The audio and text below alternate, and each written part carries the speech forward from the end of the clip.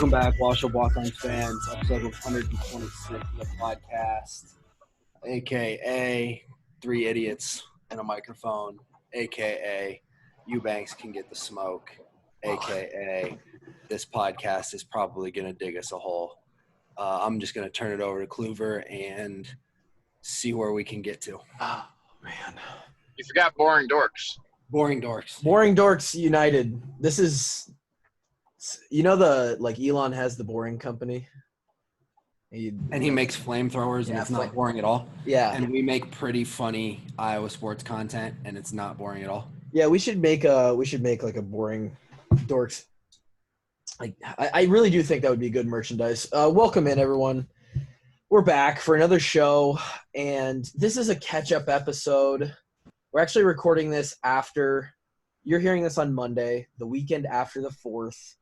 Sorry to all of those people who are big-time 4th of July fans, and it ended up on a Saturday, so you didn't get to take Friday off of work for it. I'm sorry about that.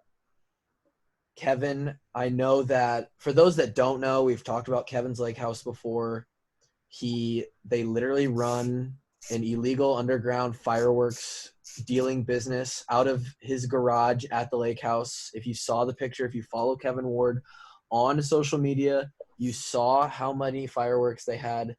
If anything would have went off in that garage, the entire city would have burned down. And Kevin, Kevin's on but it didn't. So you're right. We let him off and we had a good show. Yeah, so Kevin's – I don't know if he's in the car yet, but he's on his phone. He's on his way home from the lake. And that's Kevin's life. That's where Kevin lives. He thrives there. He's a lake man. You'll get to see a little bit of that, the video version of our Thursday podcast with our guest. Excited for that one. That was a good episode we recorded earlier today. But we have some things to talk about. And I don't want to talk about them. This whole Iowa situation is it, at least for the people, it's now been separated into a matter of who matters and who can actually do things moving forward that are productive, which I guess we're in a weird kind of middle spot for that. But and then there's the people who can do stuff, and then there's the fans and everyone else who just have to sit back and let it be handled by the university and by the law firm and all this other stuff. Okay.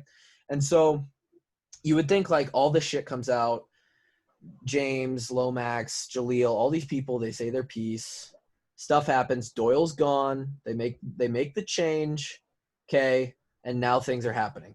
And then the players say so, right? The players come out, multiple players on Twitter. I've heard from players behind closed doors, things are different. People are walking around with less of that walking on eggshells kind of feeling. People are walking around feeling more comfortable in the complex. This is what I'm hearing. This is not what I'm assuming. This is actual stuff I've heard from players, black and white. And so you think like, cool, we're moving on, right? And so, but we're not, because of course there's always got to be something. And so Robert Greene, what's his fucking name? Robbie T. Greene. Robert T. Greene comes out and is he's the player's rep. If you listen to his interview, I listened to it. We're going to go over it a little bit, but I listened to it. He's a garbage can. It was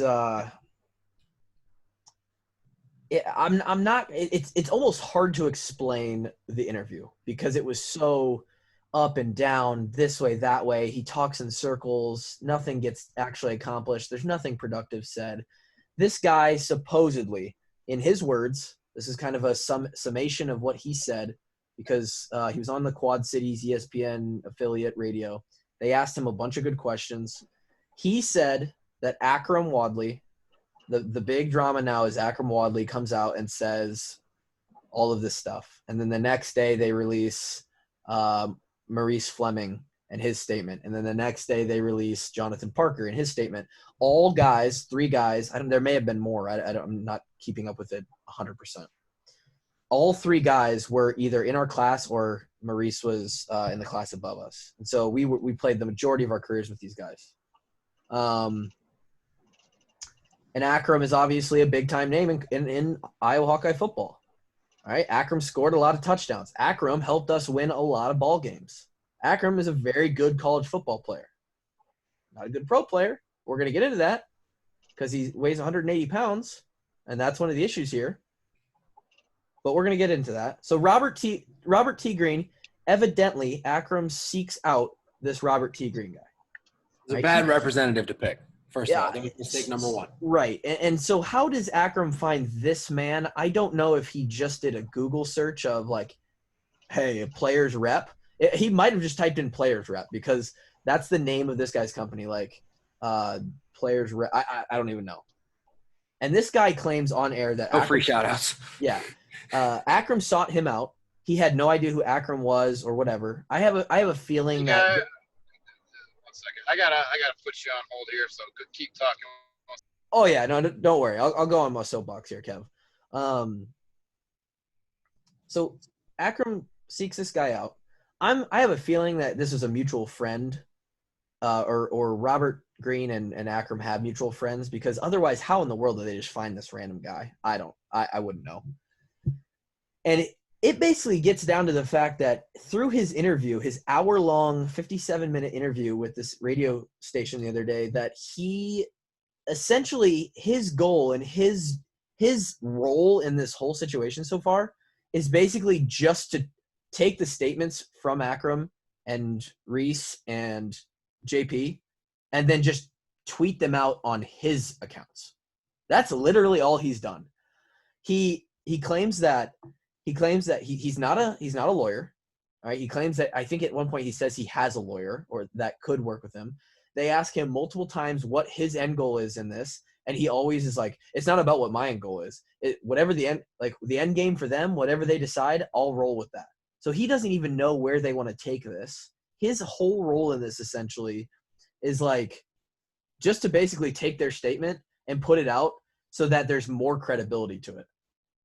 I think for those that are confused who this guy is, he's just some guy who has a company, and Akrum and them are just attaching their statements to his company and having his company and him put them out on Facebook so that it grabs credibility with a company. And it's not just Akrum saying it. Now, why would they do this? Why? Everything's been said. The only thing I can think of is that all the other players. And Drake, if you want to chime in here, I'm talking a lot, but this is me just processing this whole scenario.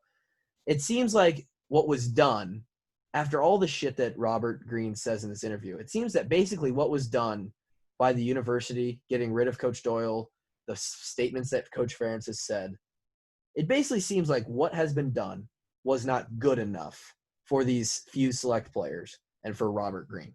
Now, here's what I'll say about the Robert Greene thing and how much weight you should put into him, right? Because we need to separate him from the players, because obviously you want to listen to the players. If Akrum has gripes, we need to listen to his gripes. Reese, JP, whatever. Look at their statements. But Robert Greene holds absolutely goose egg accountability here. Or goose Bobby egg. Bobby Greene can inhale my nuts. Yeah, okay. So that's a T-shirt. So just from listening to this interview, Robert, and he claims every 5 to 10 minutes, he stops them and says that the interviewers don't know what they're talking about because they haven't been there, right? And he claims like, I've been there. This happened to me in my career. He had some career at a D2 college or something. He played football. And he continually says that he knows what goes. He's like, I know what goes on. I know the game of football. I know what goes on behind the scenes. And Robbie, my guy, you don't know the way you talk. In fact, minute after minute after minute, the more you speak, it is fairly apparent that you have no idea what goes on behind closed doors in college football. Now, is there stuff that happens in programs all across the country, organizations at every level, that obviously fans and the public doesn't see? Obviously. right? That's a good and bad part of being on the inside. Like they get special things happen that everybody else doesn't get to be a part of, right? But Robert Greene, you don't know. And the worst part about this whole situation is not saying, and I don't, this is where we have to be careful because I don't want to call Akrum or JP or Reese liars or anything like that. But Robert Greene has done absolutely zero research on the validity of any of the statements that he has taken on. And it was very clear about that. He probably said it in some form or fashion in the interview. He just took their statements and blasted them on his Facebook. Maybe you already answered this. Go for it. I had to hop off there. Where does he provide value for those guys? Like, what is he doing other than making noise on social media? That's a great question, Kevin, and I did kind of answer that, and the answer is very lackluster. He provides value because just the only value he provides here is somebody else to post their statement. He's just another account, another human to post their statements. Otherwise, he's not. He calls himself a rep, but like he's not an agent. He isn't a lawyer. I think someone did like research on him. He has like an associate's degree in some non relevant field. So he has this company. Supposedly they make money, and I don't know what they get paid for. But the only thing he's provided Akrum and some of our teammates is I guess this statue of like I'm a rep and I'm a company, and now I'm also posting your statements and bringing light to it on social media. That's all he's done. He's getting paid to retweets and go on Twitter Reddits. Correct. They are working with him to basically retweet their stuff. Like, hey, we want you to post this for us as well.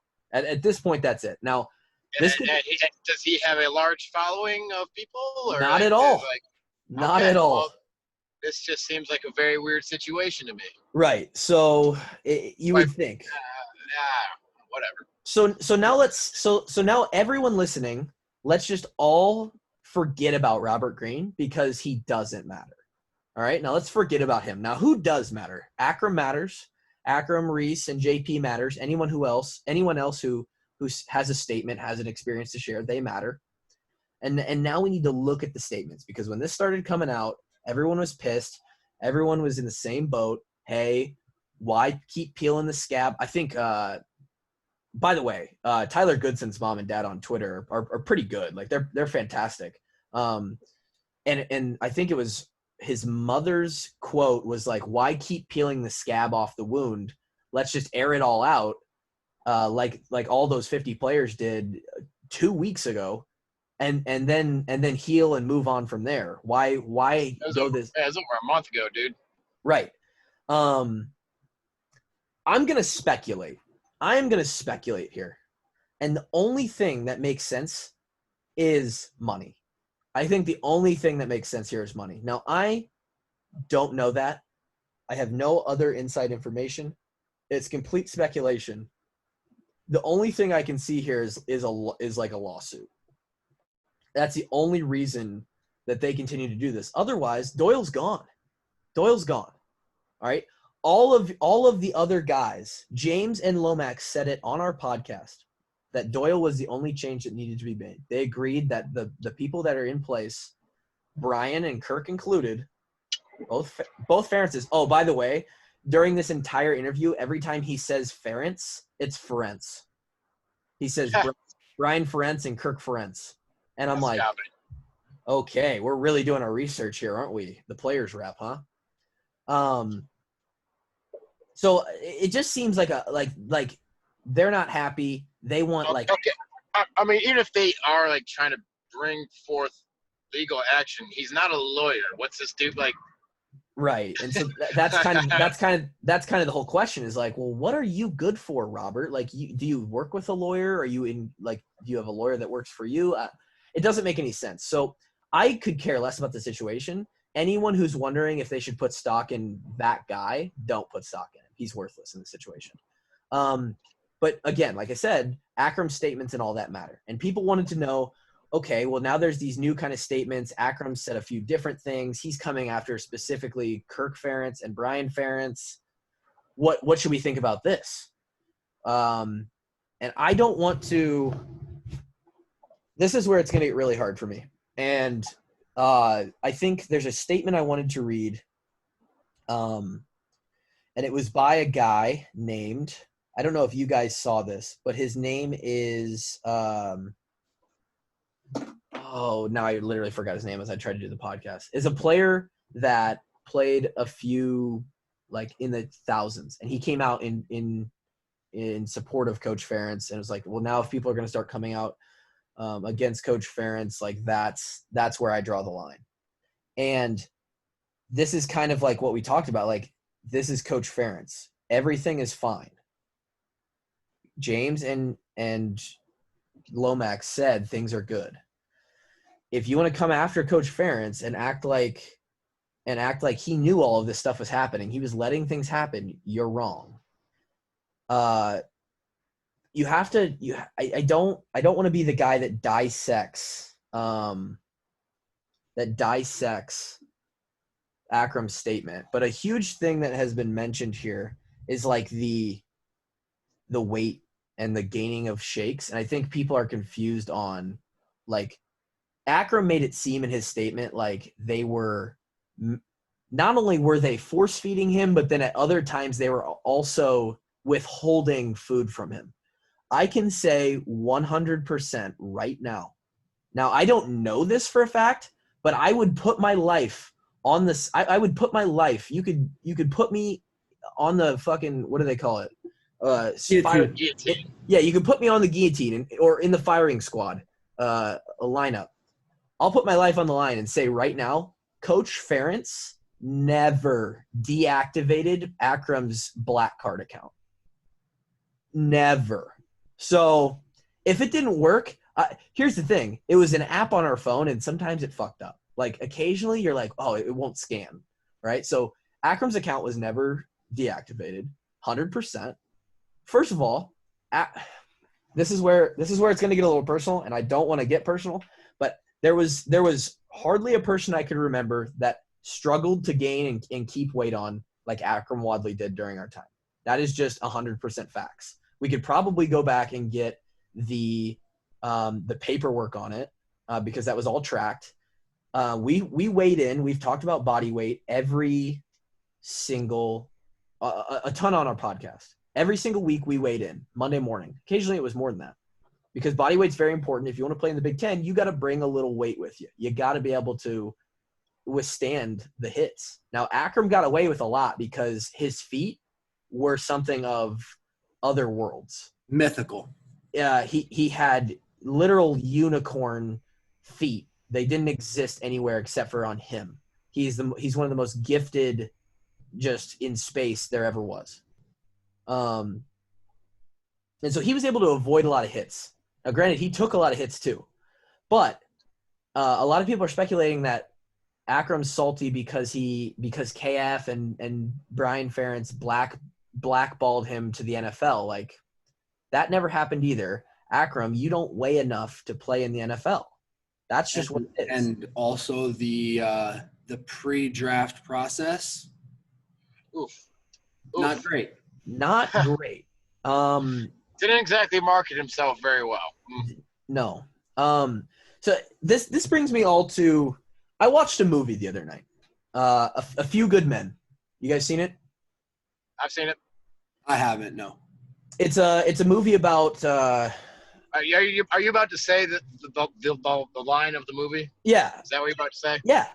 There is a lot of stuff. As a fan base, you don't want to hear this. We never want to say it. I never wanted to say this on the podcast. But you, as a fan base, with what you don't know and all the secret good stuff that goes on in the program, there's a bunch of stuff that isn't public that isn't good in the program too. Not like scandalous stuff that like the racial stuff, just general like behavior of guys. When you during 4 or 5 years, there's 120 guys on the team. They're not all angels. Is that what you're trying to say? Exactly. Over the course of 5 years, you got to imagine and be real with yourself as a fan listening to this. Think about that. There's 120 guys, a lot of daily interactions between a lot of different people. There are a ton of guys who aren't doing what they're supposed to be doing in the program at any point.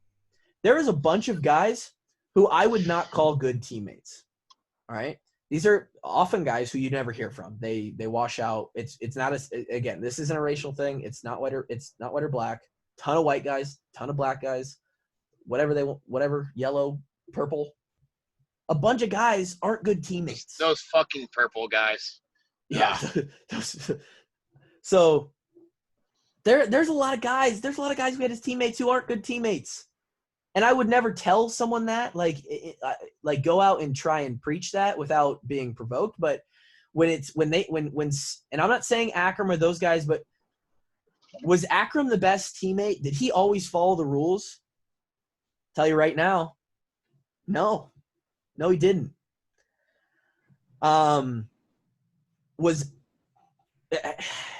It's tough. See, this is where I struggle, is that I witnessed so often so many people within that building trying to help him like achieve the goals they set for him.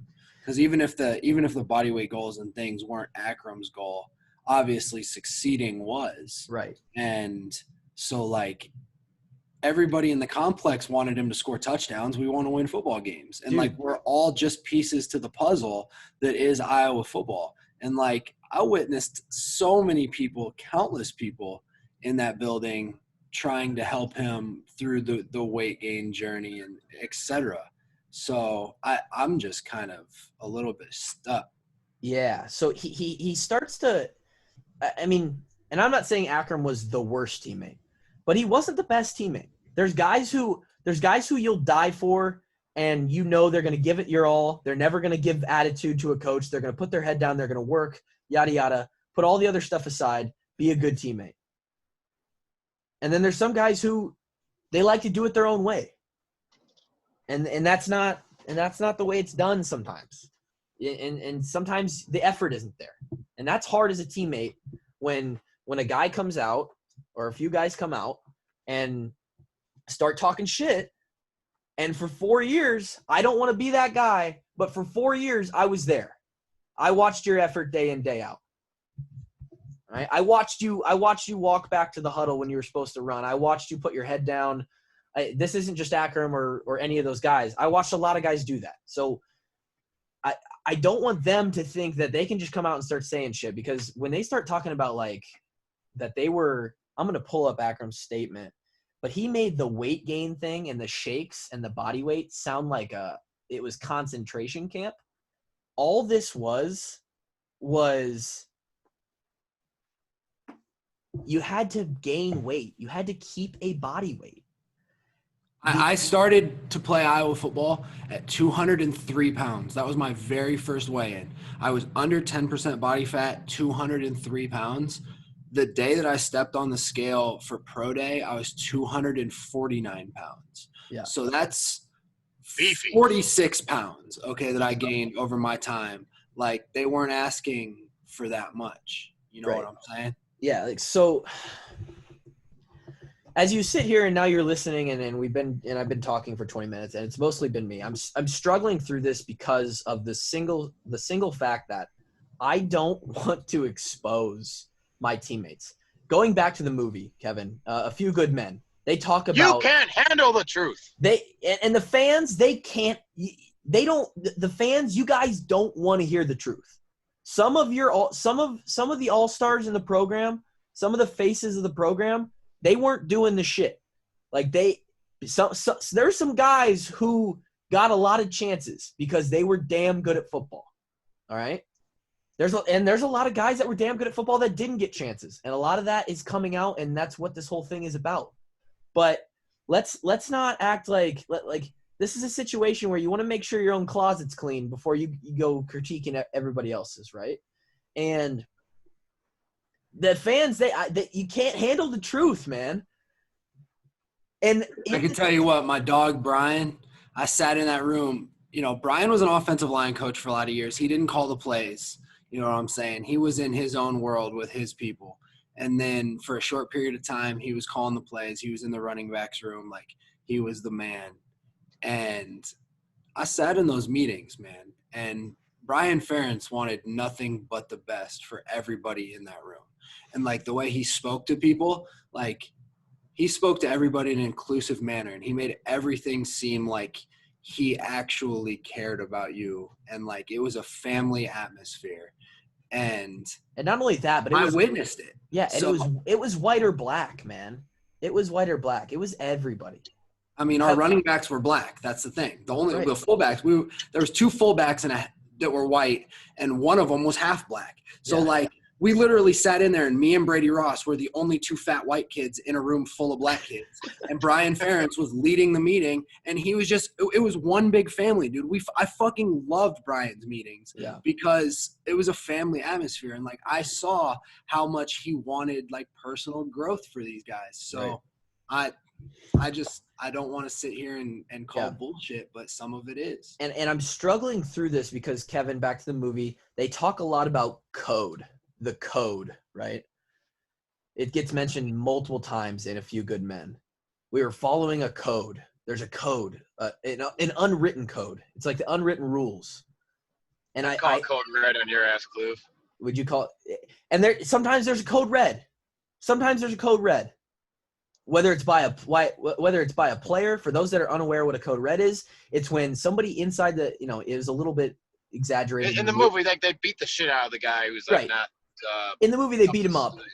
But a code red in a football program could be you pull a guy aside and you call him out on his shit. Hey, man, you're doing great on the field. You're playing great, but you're not fucking going to class. You got to go to class. Hey, man, yeah, you're working hard out at practice, but you haven't made body weight in 4 fucking weeks. And if you don't make body weight, there's a clear path here. The guys who make body weight, and we're going to go through this body weight thing because Akrum made it sound like they're fucking forcing shakes down him or then they're not feeding him.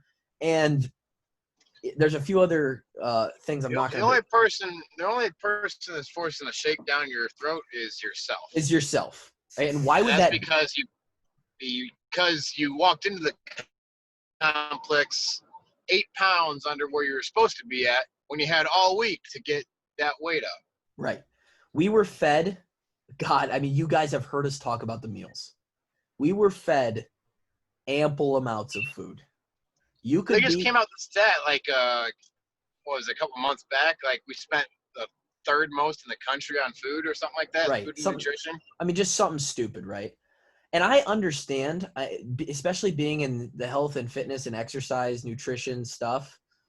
I understand that metabolism is a factor here, and Akrum was burning a shitload of calories. He's a running back. He's doing a lot of the work. He's moving a lot. He's already a skinnier, smaller frame guy who has a fast, high intensity metabolism. He's probably burning 4,000 plus calories a day. The problem with that is if you signed up for it, man, you have to eat. You have to eat, and you have to make body weight. And that's for your safety. If a fucking 245-pound linebacker comes through the hole and smokes you, you need a little weight to push back. That was the whole goal. And Akrum was this is, again, and this is where I hesitate because the code is not, you never call out a teammate. You never fucking rat on someone. You fucking fix it inside, in the family. But a lot of people are getting confused because of the statement he made. Akrum, you never made body weight, bro. Come on, man. Facts are facts, man. If we're trying to put facts out on Twitter, facts are facts. And so then you don't make body weight. Your goal weight is 188. You come in at 180. You're like, fuck, I have to get to 186. I have a 2-pound window. I'm explaining the process for everyone that's wondering exactly how this works. You get 2 pounds. If you're supposed to be 186, or 188, you get from 186 to 190. You have to be somewhere in that 4-pound gap. All right, so now this guy knows he walks in at 180. He's going to weigh in an hour later. He has to somehow put on 6 pounds of weight, or you have to face the consequences because you were not disciplined enough throughout the week to maintain your body weight and make sure it's where it's supposed to be. Okay, so what does this come back to? Does this come back to them forcing down shakes down your throat? or is that you forcing it down your throat? I can tell you right now, Doyle and them were highly against the chugging of shakes and water. They would stop anyone who – they would stop. Yeah, they would stop anyone who did it because that's not real weight.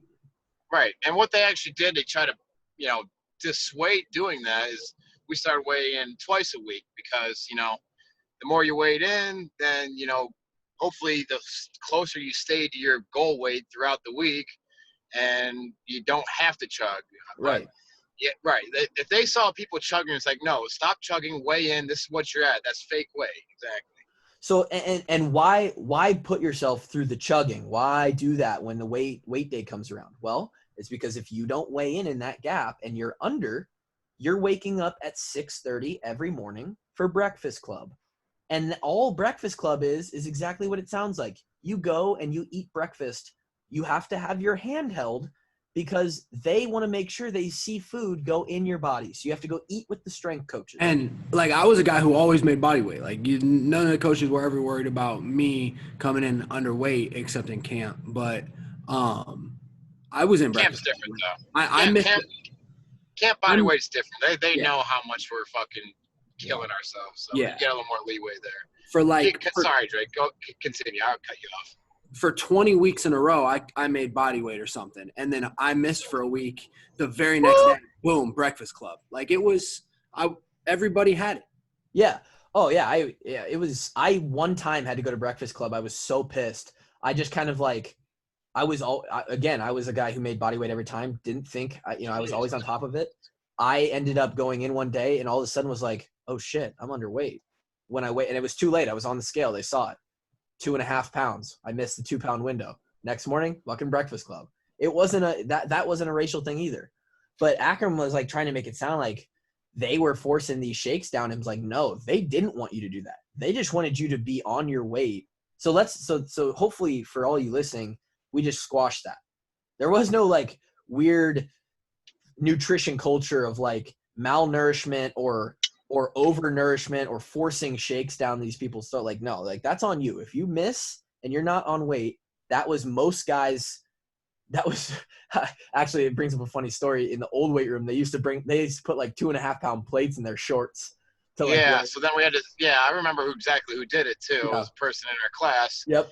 And then we had to start weighing in our spandex. Yeah, because guys would go grab a plate and hide it behind their card as they stood up on the scale. Unfucking real. So then the only resort was okay, well in the next 30 minutes before we weigh in. You guys are gonna act like babies, we'll treat you like fucking babies. Yeah. And so this is all bullshit. Some of what Akrum had to say, the face mask thing where Brian said, you look like you're going to rob a liquor store. I heard that to white guys too, but I don't want to get into all that. Is that an insensitive joke to say to someone like Akrum with a black player with potentially a different background than a white player? Yeah. Again, this all goes back to the stuff we've already discussed. Some things shouldn't be said. Some people need to gain some sensitivity, all this stuff. But all the new stuff, you can get into JP statement. We're talking about fucking the rarity of steaks, man. We're talking about. Okay, so I actually didn't see what JP said. What did JP say? He said a few things, but at one point he said that they made us eat raw steak, and where he's from, he likes his steak well done. And I'll be honest. I'll be the first one to say I was mad because most of the time the steak was well done, and I was looking for a little medium. Yeah, where's that juicy steak at? Now, right. On the hotel, it was a well done or it was a medium rare option. Right. At the hotel, before game nights, and then whenever they brought them. Okay, I think I know who he's talking. I think I know which restaurant he's talking about who catered in the steaks that were underdone.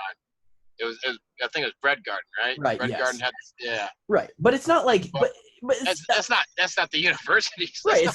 It's not like Doyle was on the phone. Hey, bring those 1 minute on each side. Fucking bring them in. We're making them raw. Doyle had nothing to do with that, right? So and the point of this is a lot of these claims that came out in the past 3 posts with the the players rep, the Robert T. Greene, this whole situation. a lot of this just sounds like kind of they're just mad about some things that, you know, it's not disparity. It's not, you know, the problems we've discussed. We can go back to the problems. There are some problems. But some of this stuff is just some like petty, like this was just something that you didn't like during your time and you're bringing it up and like you're just sharing your gripe. Kind of what Kevin said in the previous podcast. Like now everyone that has any kind of problem with Iowa football just gets to pile on top. And this just feels like people are taking the shovel and piling on.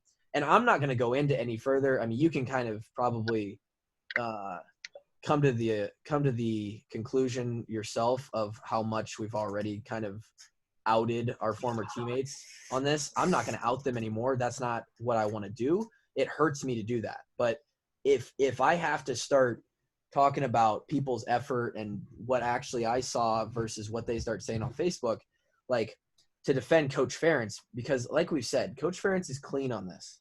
He's so fucking clean on this. And they're taking care of it. That's all this whole podcast was about. Also, Raphael Eubank called us. Yeah, bro, I'm glad you brought that up, bro, because Raphael Eubanks, you got any problems with the podcast and three guys who are simply trying to bring light in 15 episodes or 120 that we did before shit got bad to all the bright things that happen in Iowa football and all the fun things and just become interactive between players and fans and bring all the stories that fans like to hear. If you think that we're doing something wrong, how about you do something better? Or just like talk – right, just talk to us about it. Like anything. He waited until so for those that don't know, because this wasn't that publicized, Pat made a statement about like Pat Anger made a statement about the raw steaks, or no, about like the hats and the earrings and all this stuff. And then Raphael Eubanks, who played and is a known name in the Iowa football world, said something like, Pat, you had a problem with the answers. I had a problem with the questions and who was asking them. And then I saw that and I was like, what the fuck, man? Like, if this is a brotherhood and y'all want to fix it on the inside, like if anyone from any era of Iowa football wants to talk and like has problems with our podcast or like how we do things or the questions we ask Jordan and James, like DM me, text me, like find a way, but don't put it on Twitter and talk shit like, yeah, I had a problem with who was asking the questions. Like that was Drake got a little. Drake wanted to smoke. Raphael Eubanks can get all the smoke. I'll tell him where to find me, dude. He can come. I'll set up a location. I'll drop my location on Twitter so that everybody else knows. If you guys want to show up, you guys can show up. I'll give him every bit of smoke he's ever wanted. I don't suggest that because in Iron Man 3, Tony Stark does that, and then the fucking guys come and they blow his house up. So you know, and you have a nice house, by the way. Oh yeah, I wouldn't be dropping my address, dude. Come on, I'm not that stupid. But anyway, like so some shit. Like I think where we got in this podcast is like the world is stressing people out, man. There's some people that are stressed out. There's some people who are trying to air their grievances on Facebook, yada yada.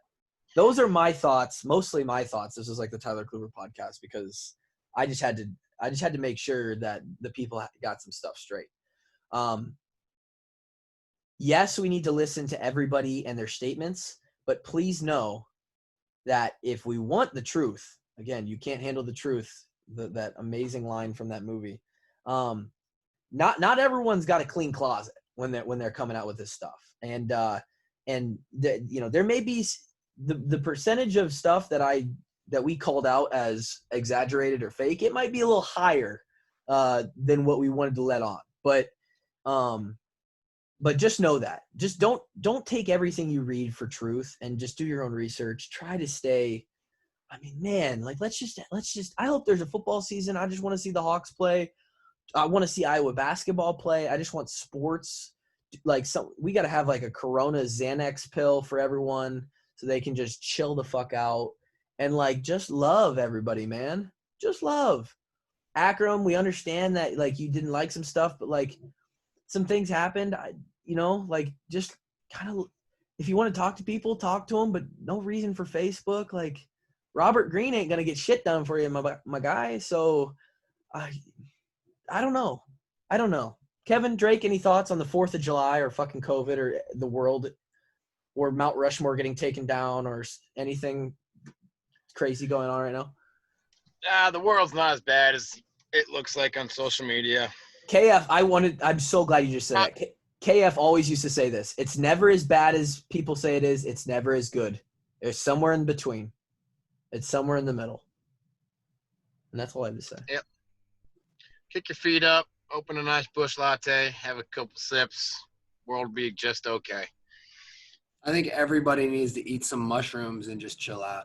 Wow. Some mushrooms. Yeah. Okay. So that's Drake's advice, Kevin's advice. That was episode 126 of the podcast. I just had to air some stuff out because we got to chill. We got to look into some of the stuff that's being said and kind of sift through it, pick out the good stuff. Because social media is just a shitstorm all the time, and you got to be careful. Thanks for listening. Cannot wait for you guys, if you made it to this point, to listen to our episode on Thursday. It's going to be an exciting one. And that's it. 126. Walkons out. We'll talk to you again soon. Maybe.